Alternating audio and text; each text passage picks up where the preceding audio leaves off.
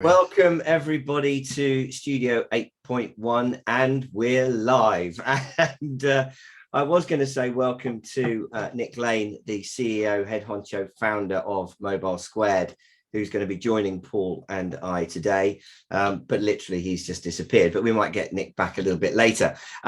Me, Jarvis, Todd, publisher of Telemedia magazine and operational head honcho for all the World Telemedia events, and now 8.1 live in Barcelona. Oh, we've got Nick back. I've done your intro, Nick. And I'm being joined by my old mucker, Paul Skeldon, 25 years in the business. He spends all his time writing about mobile value-added services, content, marketing, messaging, advertising, all that good stuff. That's what we mean by telemedia. More recently, of course, he's become obsessed with the metaverse, and we're going to give him a little bit of airtime on that one later on. And what we do is we spend about 15 or 20 minutes racing through some of the top news stories that have come across our desks this week. So without further ado, welcome everyone. I'm going to tell you a little bit about the format. We've got a couple of stories to open up with. It feels like deja vu, Paul. CPass and how RCS is growing, how carrier billing will boom thanks to 5G. Again, we did talk about that last week. This is a slightly different angle. We're also going to be talking about how 5G could be a major growth area when it's private 5G. So we've got an interesting trial there, which references the mighty MK Dons, and for our international listeners, they are apparently a major football team. Paul is then going to, as I say, talk a little bit about the metaverse. There's a story there which hasn't been shared with myself, so we're all looking forward to hearing a little bit about that. The reason why Nick is here is because Nick is one of our event partners for 8.1 Live in Barcelona, which is coming up on the 28th of February and the 1st of March. And Nick will be co-locating his messaging conference, and he's going to tell us a little bit more about that. But also, anyone that's a regular viewer will know that we reference an awful lot of fantastic data which comes from MobileSquared. So Nick's got a really brilliant perspective on all things messaging, and we are very lucky to have him share his expertise with us today. So you're going to be hearing it straight from the horse's mouth. So I did the further ado bit at the wrong place, didn't I? No, I think you can use your catchphrase twice. That works perfectly. Without further ado, the first story, 80% of businesses set to implement conversational engagement as more than half invest in CPass. Nearly 80% of companies have or will implement conversational customer engagement technologies to improve customer experience. I'm going to use the CX acronym because I'm all over acronyms this year. According to a new collaborative study from IDC and Cinch, more than half of those companies will be doing it using CPass. I'm interested to see the difference there. Now, CPass has become a sector within customer engagement. So, Paul, tell us a little bit about that, and then Nick, maybe you could throw your 10 penneth in. Well, yeah, I mean, it plays straight into Nick's expertise, really, in the research they do into messaging. But yeah, so it's just really continuing, as you say, it's a bit of deja vu, continuing the constant sort of move we're seeing into public cloud-based sort of communications as a service. I just think it's quite interesting that 80% of businesses are now looking at a more conversational way of engaging their consumers. So that's much more to do with messaging technologies, be it sort of text or RCS or WhatsApp or Facebook Messenger or any of those sorts of things, rather than relying on more traditional marketing tropes such as email. I think there's also voice plays a role in there, but largely this is sort of focused on those messaging channels. And this study by IDC, paid for by Cinch, looks at the idea that sort of 80% of companies now that's how they want to engage with their consumers. It's hardly really a surprise, because that's what the sort of people out there are trying to do in terms of using sort of their phones to talk to businesses. What's interesting sort of further into the story is that that not that many companies have more than 3 different messaging channels to engage customers. So it seems that largely they're sort of focusing on one rather than the other right now. I guess that's because it's at an early stage. I don't know what what Nick's views on that are, but it seems to be that sort of coming out of COVID, consumers are there wanting to WhatsApp businesses typically, and to engage with them with text. Businesses are responding, and a lot of them are sort of raring to go with it now, it would seem. So okay. A lot of investment to be made. So why don't we bring Nick in on that? What are your thoughts on that, Nick? Is Paul right? Well, yeah, he's not wrong. He's never wrong. I mean, I guess it's the same with any survey. When you go out and do this research, then obviously what you're trying to do is identify companies who've got a vested interest in doing something like CPass, and then you'll ask them questions. So 80% is an amazing figure. So if you think about it right now, there are about 305 million registered businesses around the world. About 1.5 million of those are large. And when we say large, we'd say 250 employees upwards. About 5 million of those are medium. So between 100 to 250. And then you've got small and micro. So if you're saying that 80%, for example, of all large and medium companies are going to do CPaaS, then that's absolutely phenomenal. Absolutely. I mean, that's massive. You know, all of a sudden you've got millions upon millions of major enterprises using CPaaS. And that kind of works really nicely for me. It's a nice segue, because obviously that's why we're doing our event, which is called Making Messaging a $1 trillion industry. You know, I mean, it sounds fanciful, and to be honest, there's a fair bit of marketing in the title. But if you actually look at the numbers, and I've been working out some numbers, to become a $1 trillion industry today, based on smartphone, let's say unique smartphone numbers, a brand would need to, or brands would need to spend an annualized ARPU of $212. Well, that is 58 cents a day. So it's not inconceivable, but it's a massive leap from where it is today, because ARPU on SMS or A2P SMS is annualized ARPU is $3.88. So it's a massive leap. But on mobile advertising, brands are spending about $44 a year. So there's a big leap. So you start to see, when you start really targeting smartphones, you get that richness.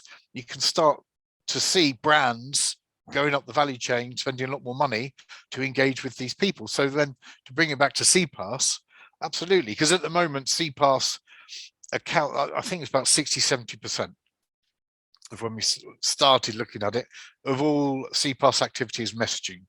Primarily, the majority of that is down to SMS. And now you're starting to see more rich. So from the rich side of messaging, it's been driven by WhatsApp typically, but you know, there's still a lot of issues with WhatsApp. And RCS is starting, I'll say it very carefully and very considerately, to get some traction in certain markets. Can I stop you there, Nick? Can I stop you there? Because that actually segues quite nicely into the next story. And then, you know, I'd like you to continue along the RCS theme, if I may. The second story was RCS capable subscribers to reach 1.2 billion globally in 2022, despite strong OTT competition. The total number of RCS, that's rich communication services, subscribers will grow from 1.2 billion to 3.8 billion by 2026. So that's accounting for 40% of global mobile subscribers.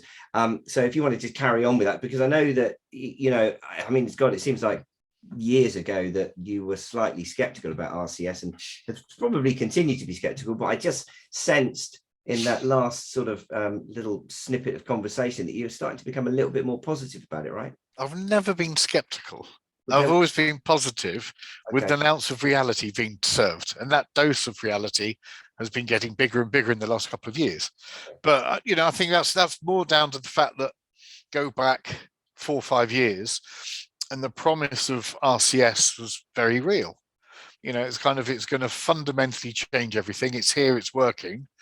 You can use it tomorrow. It turns out it was here, it wasn't working, and tomorrow hasn't happened. So we're almost at tomorrow. So we're starting to see, you know, kind of significant growth in the amount of campaigns. A lot of the campaigns are driven by kind of operator-led campaigns targeting their own customers, but more and more brands are starting to use RCS for kind of standalone campaigns. There's, you know, there's nothing really structured going on. You know, it's still very much an experimental channel. but it's growing. I mean, in terms of, our numbers are obviously different to the ones that you've covered, as you'd expect, because we're a different analyst house. So, but from what we see with RCS, other analyst houses are available.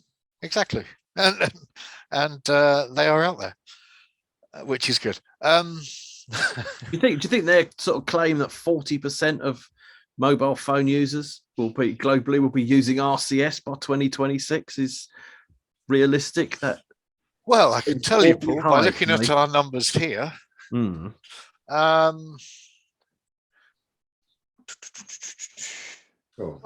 Okay, so we've got RCS overtaking WhatsApp users in 2023. That's partly because we expect WhatsApp growth to slow down now. We think it's kind of reached its ceiling, whereas RCS we think will continue to grow massively for the next couple of years. So we've got our RCS numbers at 1.286 billion at the end of last year. We expect that to grow to about 2 billion this year. And obviously a lot of that is being driven by Google Guest. And, I think there's also a lot more clarity coming between the role that Google's playing, its interworking with the RCS vendors and also mobile operators. I think it's been a grey area for the last 18 months or so. But I think there's a lot more transparency and understanding in terms of how these all companies can kind of work together again. And I think on the back of that, you're going to see quite a big boom in RCS growth and activity this year. At the expense of OTT messaging, do you think? No, because there's enough for everyone. It depends. You go back to the issue that you've always had with RCS is that it was positioned as you can only use RCS if it's a gold standard. And that was all of the major operators have RCS. So then you've got the kind of ubiquitous coverage that everyone's kind of used to with SMS.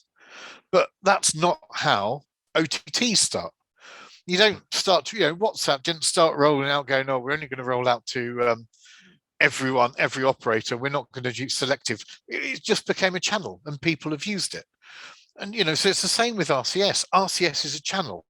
So if you start thinking of it as in an OTT way, then maybe it wouldn't be in the situation that it's in today because, like Vodafone has been twiddling its thumbs, waiting for other operators to catch up, so it could become ubiquitous, for example, in the UK, and they haven't been doing anything. Whereas in actual fact, they could have been using that to kind of drive P2A activity. They could have launched their directory several years earlier and started saying, well, actually, go to brands and say, look, brands, here's a channel.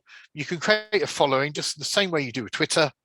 Just start using it. And then you can interact. You'll find that actually the engagement levels are 4 or 5 times higher than they are on messaging, and the engagement on SMS and SMS engagement levels are significantly higher than they are on any other channel, which is why it's the most effective engagement channel that there is. So, it's just kind of a change of mindset. It needs to be out there. You look at Twitter, it's got 350 million users. And yet every brand's on it. I know it's a different kind of medium, how they use it, but they use it. You've now got over 1 billion users in RCS, and brands are still going, well. So some engagement data for you that you may or may not find useful. Quick, write it down, Paul. Quickly, I'm going to say it really quickly. Get your pen out. So we get asked by aggregators and our aggregator clients, they always tell us that when we try and push RCS to a brand will then say, for example, we've got 1 million users on our mobile database. How many of those will we reach if we send out to RCS? Typically, that figure is anywhere between 2 and 10%. But actually, it's now growing. So, for example, in the UK, it's probably about 25% of that database would probably have RCS. So if you send out a message, so let's say we're promoting 8.1 live, we send it out to 1 million people in the UK, and we send it out to 250,000 because that's what the reach is on RCS. Yep, the same message, but it's obviously going to be richer. Because of the engagement levels between RCS and SMS, the switch from those people that will not just read it, but actually actively click on the message, automatically swaps in RCS favor once they've received that message. So right now, you've basically got 48% of people that will actually properly read an SMS. Now we've just done a big piece of research, and we'll be sharing some of those findings at the event in a couple of weeks' time. But it also tallies with research I think Text Marketer or someone did. I think you guys covered it a couple of weeks ago, that also said 48%. So when we saw that research come back, we kind of like, because obviously it's our data that people always quote in terms of 90% of messages are read in 3 minutes. And now all of a sudden 48% of messages are read, and you kind of think, okay, that's a big drop. I think in actual fact, it was 48% of people read all their messages. Yeah, but if you actually look at your SMS inbox, and if mine's full of A2P SMS, because obviously I sign up for everything, so I want to know what's coming in. But you don't read everything, because what will happen is when the message comes in, you'll get the little headline on your homepage when it's locked, and it'll tell you Specsavers, and again, other opticians are available. But like, here's an offer from Specsavers. It's like, I don't want Specsavers, so I ignore it. If it's an OTP, I ignore it. But if it's something that I actually need, like a delivery time or whatever, an appointment reminder, I'm obviously going to read it. So in actual fact, 48%, when you actually start looking at it, seems really real. So then of that 48%, you then have a percentage, I think it's about 6%, that will actually go on and do something with that message, potentially make a purchase. And then on RCS, you've got about between 70 and 80% of people will actually read. And obviously in RCS, you've got proper metrics. And then about another 22% will potentially go through and do something. And around 6% will actually make a purchase. But even though you've got a similar percentage, sorry, it's 1% on SMS will likely make a purchase. So in actual fact, your return on engagement is massive on RCS, and it'll be the same in any other OTT compared to SMS. But if you do, so if, for example, you want to do a close comparison and you send 250,000 SMS out, 250,000 RCS out, the return on investment on RCS compared to SMS is about 400% greater. Wow. It's massive. So, I mean, it's so much more effective. So when brands start to use RCS, WhatsApp, I guess in other markets, you've got Line, WeChat out there, etc. Because of the level of interaction, the functionality on it, it will fundamentally change everything. It's a very slow migration away from SMS. And coming back to that earlier point, hardly any companies are actually using SMS. It's about, I can't remember the figure now, it's between 5 and 7% of total businesses or registered businesses using SMS. So again, when you start to look at can messaging, can CPass become $1 trillion industry?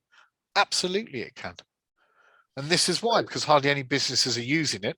When more and more businesses start to use it, and I think CPass will be the kind of key to unlock that, then yeah, it's going to be an absolutely enormous business. And you can tell it is because of all the activity around M&A. You've got all the major companies coming into this space now. So there's no question that messaging, RCS and CPass are going to remain front and center of our telemedia world. And clearly, it seems to me as though 2022 could be the serious start for RCS as a channel as part of CPass strategies. And I think we're going to be talking about that a lot more over the coming year, certainly across all of our news media channels. That's Telemedia News, Magazine and online. You also mentioned something earlier about the role of operators, which is a common theme, I think, both opportunities and slightly frustrating in that operators often don't or are not perceived to be playing their part in helping develop telemedia technologies, which brings us on to the next story. We obviously yeah, well, like he's done it before, Nick. Do that, yeah. So obviously we are, the home of carrier billing. There are other media outlets are not available when it comes to carrier billing. It's ours, I tell you. And the next story reads: a carrier billing spend to reach a whopping 73.8 billion globally by 2024. And this links to what we've talked about last week as 5G networks increase content consumption. Again, 5G seems to be now a real thing, as opposed to something that we've been just sort of hoping will rear its beautiful head and spread its wonderful wings. It seems to be real now. The story goes, end user spend using carrier billing will increase to 73.8 billion in 2024 from 54.4 billion in 2021, with growth driven by 5G based mobile gaming and video subscriptions. Probably no massive surprise there. They are the two hottest forms of VAS content that we have seen constantly coming up in all surveys and white papers over the last 2 years. To leverage this growth, the report advises, take note, Vodafone, operators to forge new partnerships with content providers to build frameworks enabling the distribution of new content paid for by carrier billing, which to me sounds like an invitation to every single operator out there to get themselves over to Barcelona, ignore Mobile World Congress, head down to 8.1 Live and meet all those content providers and aggregators who are going to help you make millions. Guys, what do you think?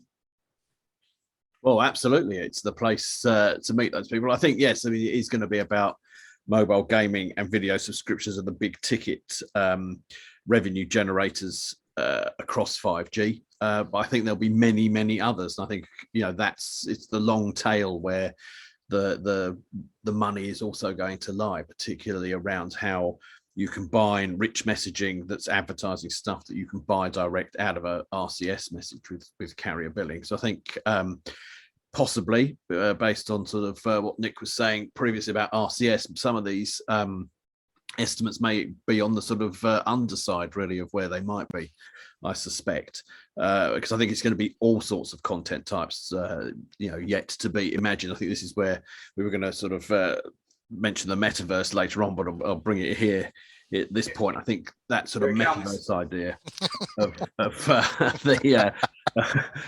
the metaverse impact on gaming, but also on everything else, is going to be quite significant. And I think that's where you're going to see, increasing use of game-like technology in a metaverse-like setting, and people buying stuff. And I think that's going to drive more use of carrier billing. It's a little fanciful. It might be more at the 2024 end of the estimate period in this research, but I think that's what we're looking at. And I think where you start to see more stuff being done through mobile, probably in a virtual sort of way, the more you're going to need quick, seamless ways of paying, one of which is carrier billing. But I think also, like I say, messaging is going to drive carrier billing spend as well, because you can enrich that message with an actual payment. Well, interesting you say that, Paul, if I can interject.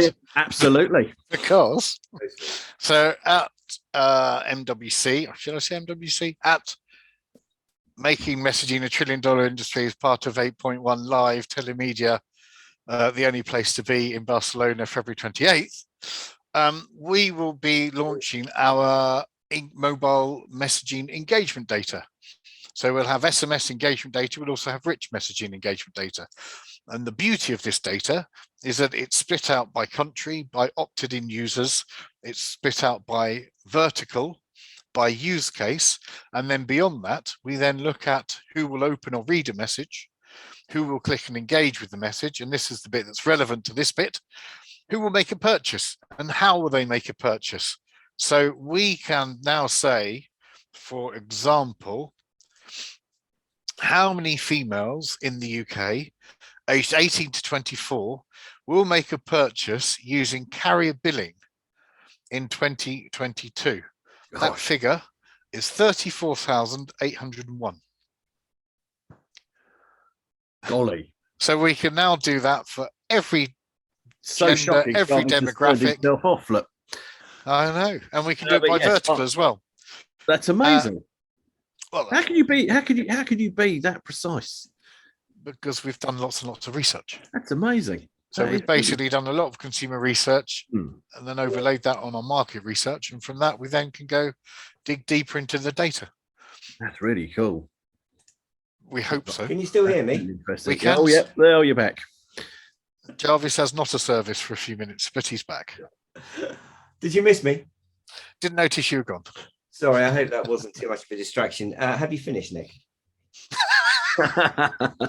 Is that why you switched off? Fair enough. I have finished. I mean, just to pick up where I somehow had a technical glitch there. When we were talking in Marbella, World Telemedia 2021, and you were explaining to me how aggregators can use your data to to give compelling pitches to brands and clients as to how they can, why they should be spending money on this, and directly, and scientifically relating it to making more money. To me, was a really compelling proposition. And, one could even argue that it sounded like an easy sale, actually, which, I mean, I guess it is. And I guess that's one of the reasons why we're seeing so many big numbers when it comes to why messaging is going to become such a big business, because I think the message is actually getting through to the people that are selling it, right? Getting there. I mean, it's weird, but the questions that aggregators are asked by clients are simple things like, when is the best time to send a message? And yes, we have that data, and it's split out by opt-in, by sector, etc., by day. So we've got that kind of information, and again, we can see from that who potentially would click on the message depending on when it's sent. And again, that's just built, kind of a built-up, kind of keep layering on the data, the research that we're doing, and then obviously we can't put that all in Excel because it's too big. So, for example, we've worked it out that for all 200 markets, when we've got all both the SMS and the rich engagement in there, it's going to be something like 150 million data points just on that. So then, that doesn't even take into account our market data forecast across 200 markets, 640 carriers, looking at all things messaging and soon to be all things CPass as well. So, that's why we needed the portal, basically. Well, let's talk about the value of engagement and how technology and particularly the sort of 5G technology, which is going to be underpinning a lot of telemedia services, will add greater value to the customers by giving them a better experience. Which brings us on to our next story, which is UK first 5G broadband or broadcast trials at MK Dons football stadium, set up to revolutionise the fans' experience. Now, this is interesting because the story reads, a landmark project using 5G broadcast technology to supercharge the way fans interact with live sport has been piloted at a major football match, which is a bit ironic, really, when MK Dons last time I say major League One and playing the likes of Plymouth Argyle. But, clearly this is a great example of how, I remember right from the word go, people were complaining about not even being able to get internet at football matches and bet whilst they're watching the game, for example. So, this takes this to a whole new level. Now, what I thought was, it seems like a no-brainer if you're going to give fans that level of experience. We've already seen it working in broadcasts on BT or any of the online TV providers now giving you multi-camera angles. The more you can flog consumers, the better experience they can have, the more likely they are to pay for it. I was surprised though, guys, that this was flagged up as being a landmark project, because if I'm not very much mistaken, I was seeing stories probably maybe 2 years ago. One springs to mind from Turkcell, who I think did something similar to this at a basketball game, right at the beginning when we were talking about 5G. So is this a landmark project, or is this sort of a bit of PR and marketing on behalf of MK Dons and their partners, who actually at this point I can't remember who they were? It's a landmark. It's a landmark for in terms of using 5G. I think for such a sizable event. I think the one you're referring to, the Turkcell one, was when 5G was very much a sort of nascent stage, and was more of an experiment in private LTE networks at a reasonably sized event. This is using sort of now commercially available 5G technology in a much bigger setting. So all 1,200 fans were able to. Well, I've just Googled it, and it holds over 30,000 fans. Yes, I thought it'd be quite small. That's quite sizable. Yeah. No, it's big. It's a big stadium, the one in Milton Keynes. but yeah, there are 30 odd thousand people there, I think, doing this. So it is a sort of order of magnitude more than sort of, I don't know, about 5,000 people at a basketball match. But I think what's interesting about it and why I sort of flagged it up is because part of the development of 5G isn't just the sort of public network 5G stuff that will drive gaming and messaging and all that. It's all this private 5G that's going to sit around venues in particular, but also shopping centres and everywhere else. You know. So what is private 5G? It's where the building essentially owns the network technology. Right. So kind of like VPN. It's a bit like Wi-Fi. It's like Wi-Fi okay. using LTE 5G technology. So it's not, it might be run by Vodafone, but it's not part of Vodafone's network that we. Okay, so if you're MK Dons, you basically pay a premium to have your your kind of a special area within the cell of 5G for your own use. Yeah, basically, they've paid a consortium of people in this particular one that does involve some network operators as well as some various technology people to build a little 5G network within the stadium. And this was a trial of making it work. And you're going to, I talked to someone at Mobile World Congress back in probably 2018 about LTE networks, as they called them then, but essentially 5G being used in buildings. It's very much, that's the one. Hi, Carl. Very much, yeah, hi, Carl. It's very much sort of a potential replacement for Wi-Fi because it is a lot faster if you get it to work right. And a sort of network slicing technology that makes sort of, live gaming and live sort of surgery and all those things possible over 5G would work also in this. So I think there's this massive market for private 5G. But I think a lot of the things you can sort of buy, sell over it would be the same. I think it is still it's another networking opportunity, I think. And a lot of them are going to be built and run by network operators in conjunction with, building companies and shopping mall owners and all those sorts of people. Yeah, I guess it's going to be a case of, if you remember, when you go and log into some internet cafe and you'd be expected to pay for internet access initially because everyone was trying to reclaim the costs of being able to offer that as a service. I would imagine it's going to be the same with these private 5G. Yeah, I think you're going to find like MK Dons are probably going to offer it free to their sort of fans that are in the stadium. They'll make money through advertising being sold through it, I guess. And maybe they're going to charge for it. I don't know. But yeah, it's that sort of idea. It's like the internet used to be. Just it's using wireless 5G technology just in specific places.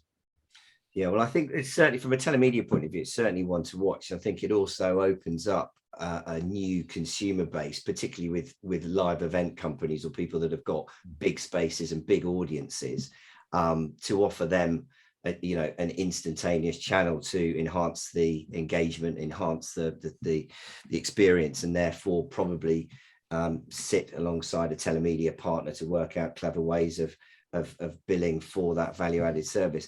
I'm conscious that we've run into just over half an hour, guys. So I've got a quick note here that says Paul wants to do. No. We've dealt with that. Sure, you've done your Metaverse slot. Done the Metaverse. Well, in that, really about the Metaverse. And I think I speak for everybody when I say that is a relief. But you can watch that on your own VR. I'll start my own Metaverse podcast where people can see and feel me in 3D. Well, I would like Metamedia. There you go. Stop it. What I would like to finish on is that another reason why my old mate Nick is here is that we've been on holiday this last week, haven't we, mate? We were on a little holiday together. And Nick and I were in Barcelona making plans for, as I mentioned earlier, 8.1 Live, which is, I suppose, an opportunity for the type of companies that perhaps would have traditionally migrated to Hall 8.1 at Mobile World Congress, gives them an opportunity to meet and do business in a slightly different environment, perhaps, dare I say it, even a more comfortable, exciting, dynamic and business-like environment, rather than huddling around and sitting on the corners of pallets in Hall 8.1 garden, if indeed you're even able to gain access to the Hall 8.1 garden.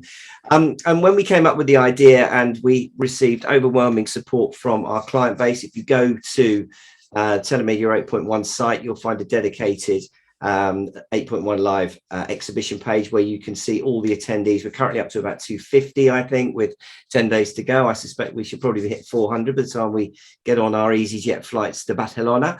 And we were talking to Nick, and Nick was talking to his constituents of messaging dudes, and it became clear, I think, that the feeling was that messaging perhaps wasn't being given the platform that it needed at Mobile World Congress, particularly with the fact that they have in fact closed as part of their sort of consolidation. They've actually closed Hall 8 and Hall 8.1, which I think also sends out a fairly clear message to how they view our particular part of the market.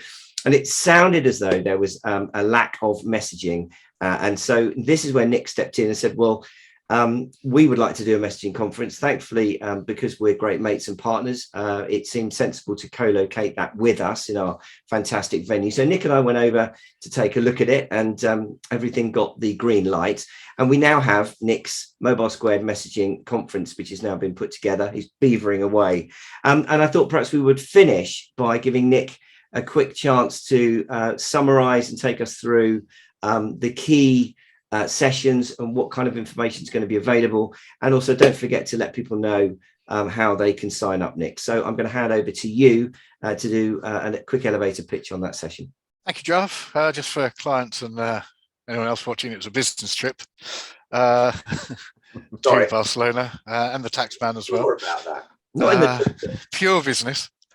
So we got asked by a number of our clients and also a few contacts, or quite a few contacts, just saying, can you let us know what messaging events are taking place in Mobile Congress? Obviously the MEF, we love the MEF. They're doing a few things. There's obviously there's a future messaging event on the Tuesday, but beyond that, we couldn't find anything. So rather than just doing a networking drinks thing, we thought, actually, why don't we go through a very stressful couple of weeks build up to Mobile Congress and put on a half-day event, which is what we're doing. So as Jarv has just mentioned, we're co-locating. So we're in the tank room at the Fabricia Moritz bar. And how good is that venue, Nick? It's lovely. And did you know the history of the place? It brewed the first ever pint in Barcelona in the mid-18th century. That's its history. So the whole point of the messaging event is really to obviously supplement what the MEF are doing, the MEF, but it's also really to give a platform for companies that are trying to move forward and trying to move their clients forward up the value chain of messaging. So the journey is really starting to look at what's happening with SMS. What are operators doing? So we've got Horde who are coming in to kind of explore that strategy. How are they helping operators to make money? Then we're starting to look at, are there other models out there? So we've got MMD Smart, who are looking at doing or do messaging marketing campaigns, but they use digital billing. So they don't do your standard per event cost per message model, which is really fascinating. And it's kind of stepping into where we think rich messaging needs to go. Part of its problem is that it's been held back by SMS wholesale pricing, and that's not where it needs to go and grow as a business. And then we're looking to evolve it. So then we're looking at what's happening with rich messaging. So we've got BT talking about what they're doing and how they're getting brands to engage, because it's not that simple. We're not worried about the interworkings of, how everything operates, how you're going to onboard, verify things. We're assuming all of that's done. This is more about how brands can actually use messaging and what it means for their business. And that's what each of the speakers have been tasked with.